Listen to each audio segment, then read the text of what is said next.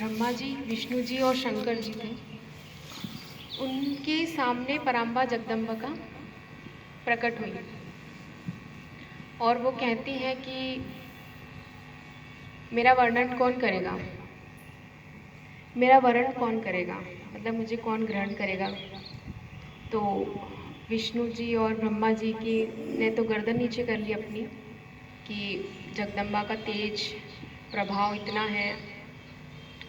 तो शिव जी कहते हैं कि मैं करूँगा आपका वरण, पर वो बोलते हैं कि मैं वरण तो करूँगा पर मुझे बदले में मिलेगा क्या, मुझे कुछ चाहिए। तो माँ कहती है पराम्बा कि आप बता दीजिए आपको क्या चाहिए, मेरे में जो होगा मैं आपको बिल्कुल दूंगी। तो शंकर जी बोलते हैं कि मुझे आपका ये तीसरा नेत्र चाहिए। तो माँ थोड़ा सा संकुचाई कि क्योंकि वो तीसरा नेत्र इसलिए होता है संहार करने के लिए। वो जब भी ओपन होता है तो उसके सामने भी जो भी चीज़ें होती है वो रात में तब्दील हो जाती है। तो माँ का तेज हो ये देख के तो शिव जी ने बोला कि मुझे तो यही चाहिए तीसरा नेत्र।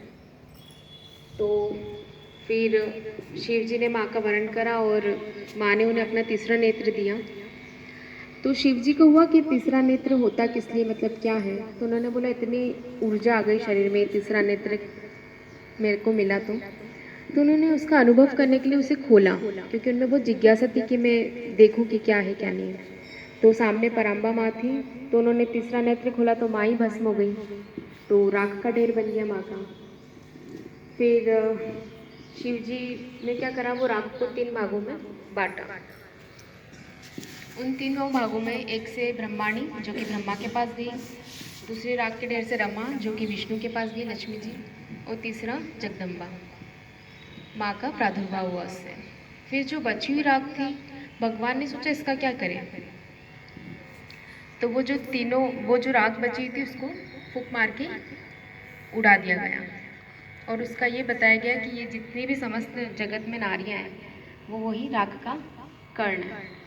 तो हमें अपनी इससे ये पता चलता है कि तीसरा नेत्र के बारे में तो पता चला कि तीसरा नेत्र शिव जी के पास कहाँ से आया, इसका महात्मा देवी भागवत में इसका वर्णन है। और स्त्री का प्रादुर्भाव भी कहाँ से हुआ ये पता चला। और मैं ये बोलना चाहूँगी कि हम सभी लोग, ना केवल स्त्री, ये तो सिर्फ देह की बात है, हम सभी अपनी अपनी शक्ति को पहचाने। हम में जो तत्व मौजूद है आत्मा, वो परमात्मा का ही प्रतिबिंब है, वो या कह लें कि परमात्मा का ही निवास है, पर हम जानते ही नहीं हैं और इधर उधर भगवान को ढूंढते हैं। पर स्वयं में वो अपने सत्य में, हमारे धर्म में, हमारे आचरण में, हमारे व्यवहार में ही मौजूद है भगवान।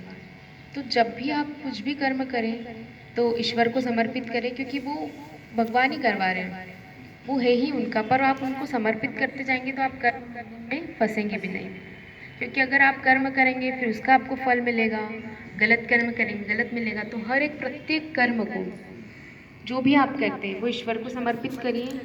और अपने अंदर आप एक आदर्श शक्ति, कितनी बार ऐसा होता होगा कि हम विपरीत परिस्थिति से गुजरते हैं, व्यथित होते हैं, कुंठित होते हैं, मन उदास होता है, पर अचानक कुछ ही क्षण में हम एक्साइटेड भी हो जाते हैं, है ना, अपने आप हमारी हीलिंग होने लगती है।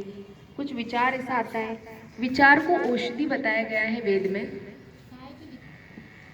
विचार को कहा गया है कि ये सबसे बड़ी औषधि है।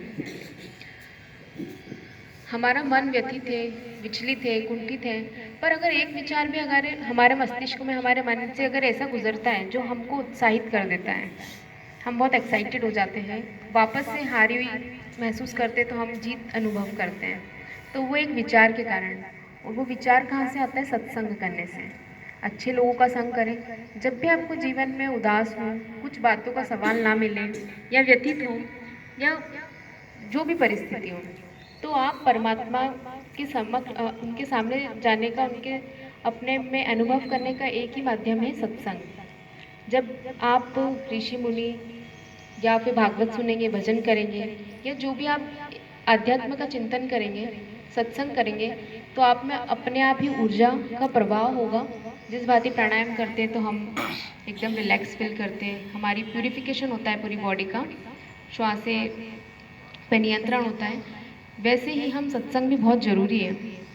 जैसे हम योग करते तो मैं हर बार बताती हूँ कि ये हम शरीर के लिए करते हैं, श्वासों के लिए करते हैं, पर अपने मन को भी ठीक करें, है ना। कितने लोग यहाँ पे आते हैं, अच्छी बात है, मुझे बहुत खुशी है कि अब शरीर पे ध्यान देते हैं, पर मन पे ध्यान देना भी बहुत ज़रूरी है आज के युग में, क्योंकि हर लोग तनाव से ग्रसित तो हैं, और तनाव से मुक्त होना ये योग तो है एक साधन, पर ईश्वर के समक्ष जाने का सबसे बड़ा साधन है सत्संग। हर शनिवार को सर सत्संग भी कराते हैं, हम वहाँ पे भी आने का प्रयास करें। अपने आप को आधी घंटा 15 मिनट ऐसा वातावरण दें जिससे आपको विचार ही आपकी औषधि बने। तो आप अपने आप को ऐसा विचार रखें, नकारात्मक विचार कभी ना लाएं, सकारात्मक विचार दें, और यही आपकी औषधि बनेगा। आपके मन, वचन, कर्म सब ठीक होंगे, यही कहना चाहूँगी। चलिए अब 3 बार ओम का उच्चारण करेंगे अपन।